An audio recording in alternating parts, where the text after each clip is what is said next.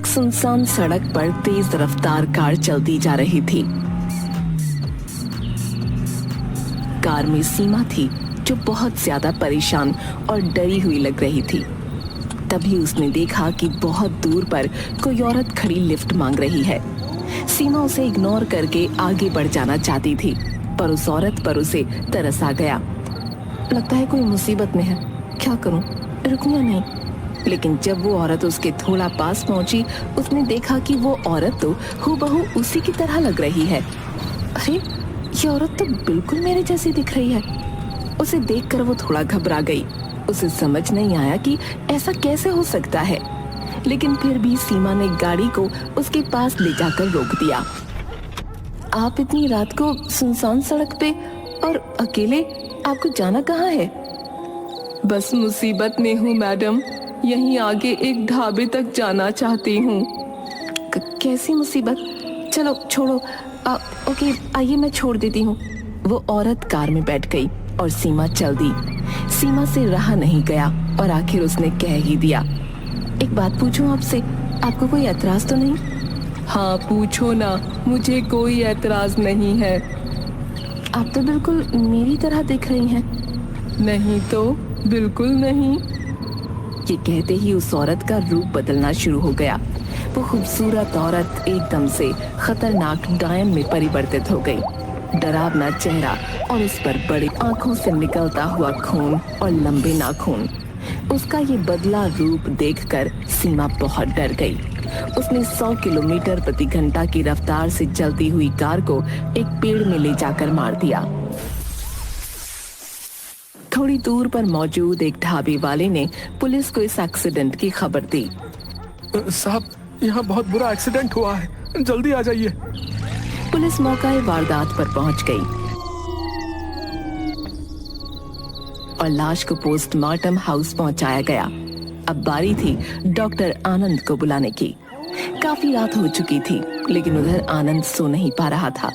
उसके कानों में उसकी पत्नी के आखिरी अल्फाज गूंज रहे थे, वो डायन मुझे मार डालेगी, वो डायन मुझे मार डालेगी। पर आनंद को डायन जैसी चीजों पर कोई विश्वास नहीं था। उसे लगता था कि उसकी पत्नी पागल हो गई थी। आनंद सोने की कोशिश कर रहा था, पर तभी उसका फोन बजा। हेलो, हाँ बताइए इंस्पेक्टर साहब, इतनी रात में कैसे याद किया?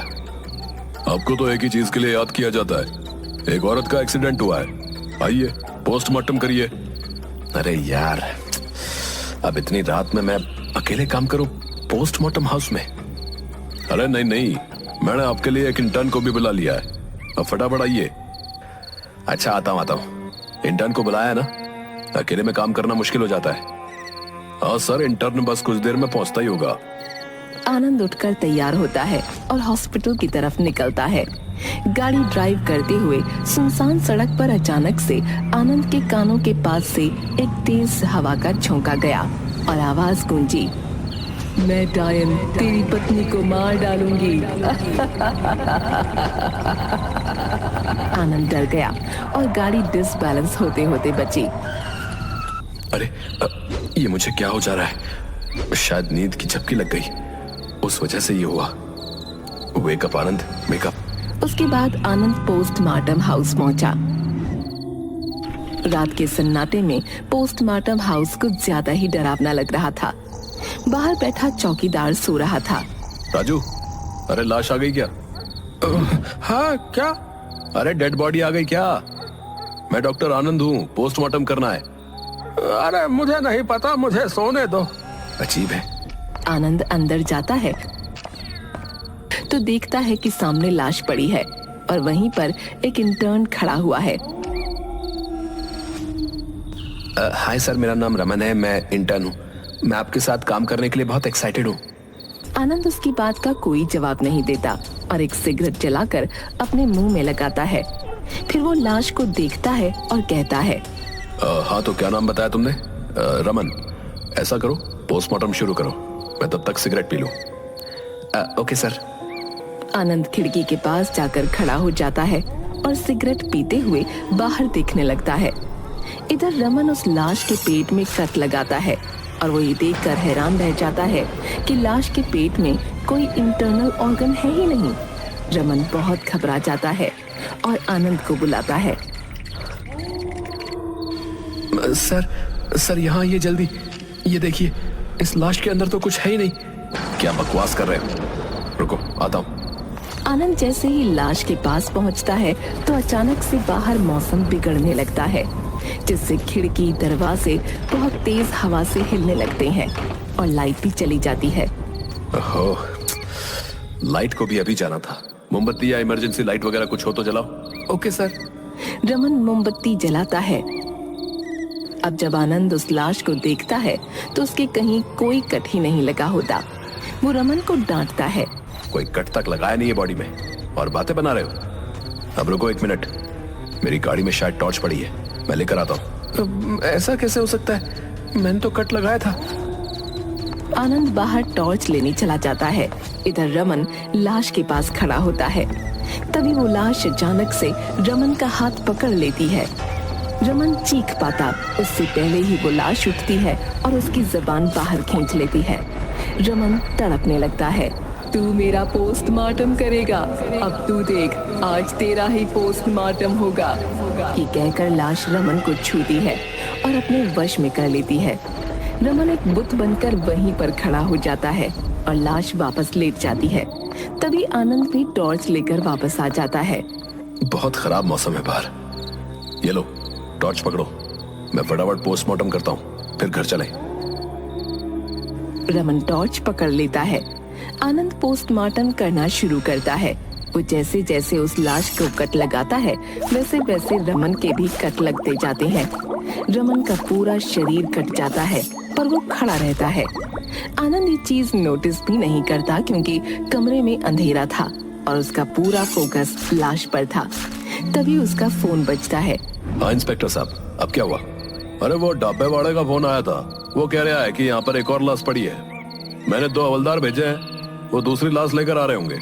अरे इंस्पेक्टर साहब, आप कैसा काम करते हैं? खैर आने दीजिए, देखते हैं। आनंद ये बात कहने के लिए जब रमन की तरफ देखता है तो उसके होश उड़ जाते हैं क्योंकि उसका पूरा शरीर कट चुका था और वो एक ज़ॉम्बी की तरह खड़ा हुआ था।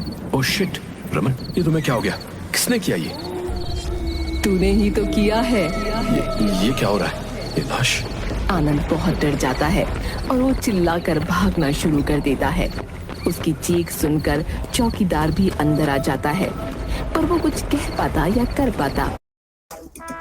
लोगों को तोड़ते तोड़ते मेरी कमर टूट गई। शेप्स एंड टेक्नोलॉजी वाली वेकफिट ऑर्थोपेडिक मैट्रेस पे लेटे। ये आपके बॉडी का शेप लेता है, स्पाइन को रखता है एकदम फाइन। वाह, क्या बात है। Wakefit, the future of sleep. Gets a turbo.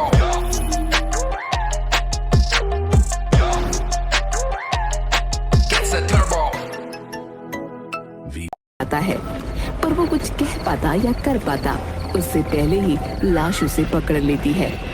अरे ये लाश कैसे उठ गई? बचाओ मुझे डॉक्टर साहब।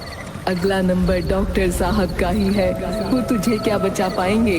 वो तो अपनी पत्नी को भी ना बचा पाए। इन्हें लगता था कि डायन होती ही नहीं है। इन्होंने अपनी पत्नी का विश्वास ही नहीं किया। डायन? हाँ, डायन। आनंद बाहर की तरफ भागता है पर तभी हवलदार लाश लेकर आ जाते हैं। वो भागता हुआ जाकर उनसे टकरा जाता है और लाश स्ट्रेचर पर से जमीन पर गिर पड़ती है। आनंद ये देखकर हैरान रह जाता है कि लाश और डायन का चेहरा बिल्कुल एक जैसा है। ये दोनों एक जैसी? ये चल क्या रहा है? तुम लोग भागो यहाँ से, वरना ये डायन तुम्हें मार डालेगी। वो लोग कुछ समझ पाते उससे पहले ही वो डायन पोस्टमार्टम हाउस के सारे दरवाजे बंद कर देती है और आगे बढ़कर आकर उस लाश को छूती है। उसके छूते ही वो लाश उठकर खड़ी हो जाती है।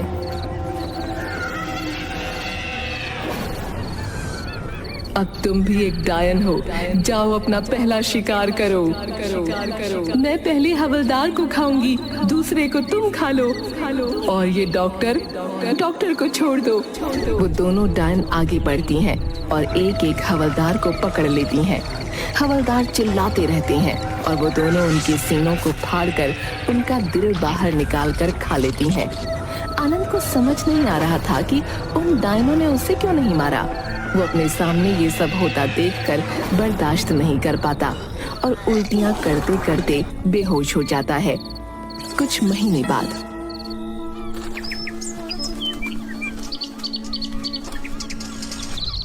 ये मरीज कुछ अजीब ही है।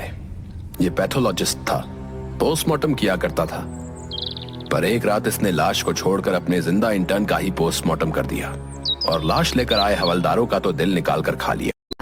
डालकर खा लेती हैं। आनंद को समझ नहीं आ रहा था कि उन डायनों ने उसे क्यों नहीं मारा। वो अपने सामने ये सब होता देखकर बर्दाश्त नहीं कर पाता और उल्टियां करते करते बेहोश हो जाता है। कुछ महीने बाद